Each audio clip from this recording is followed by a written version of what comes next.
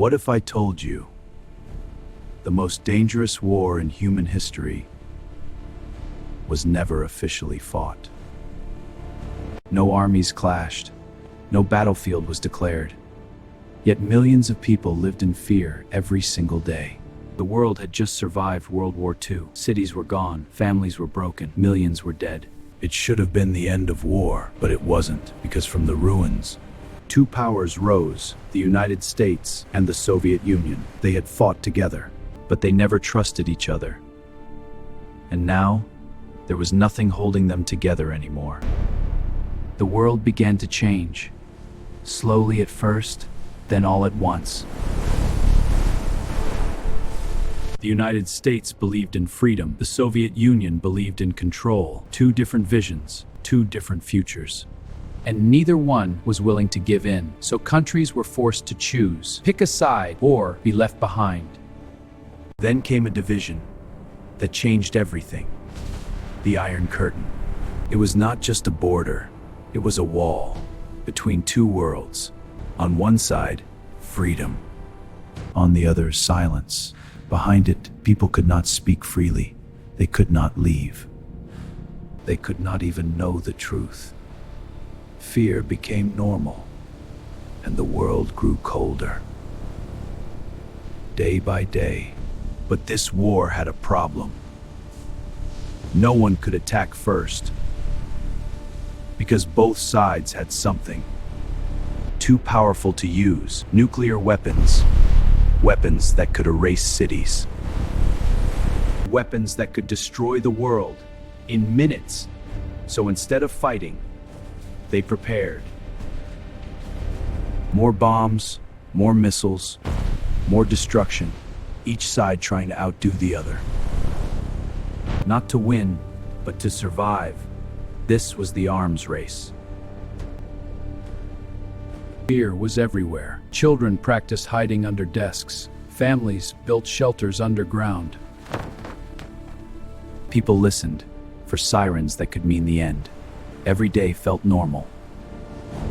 But deep down, everyone knew, at any moment, everything could disappear. They could not fight each other directly, so they fought through others. Wars broke out across the world. The Korean War, the Vietnam War, these were not just wars.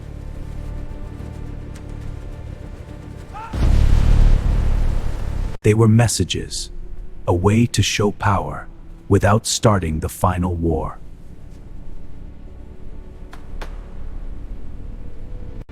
People died, nations suffered, but the real enemies stayed in the shadows.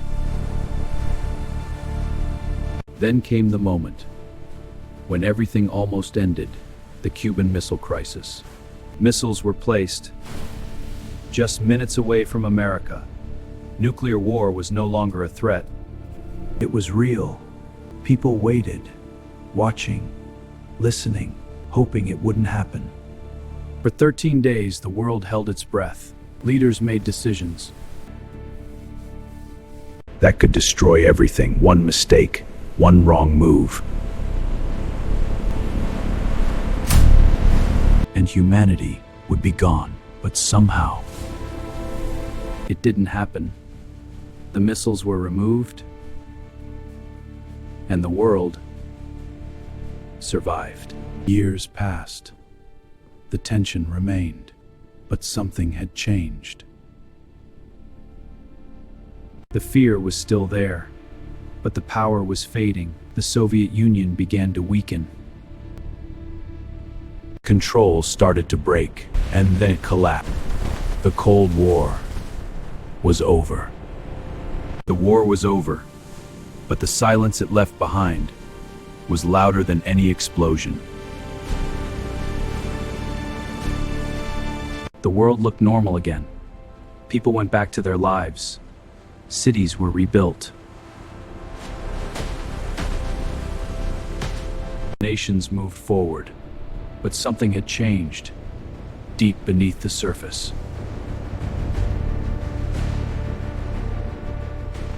Because for the first time in history, humanity understood just how close it had come to ending itself. The bombs were never truly gone. They were not destroyed.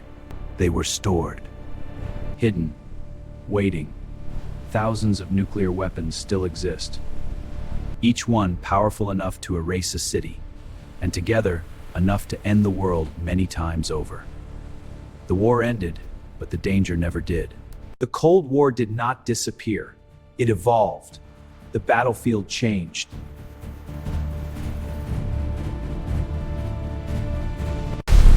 From bombs to information, from missiles to technology, from soldiers to influence. No explosions, no warning signs, just silence.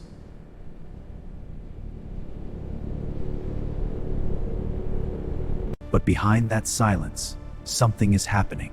A war that doesn't need noise to win. Because the most dangerous battles today are the ones you can't see.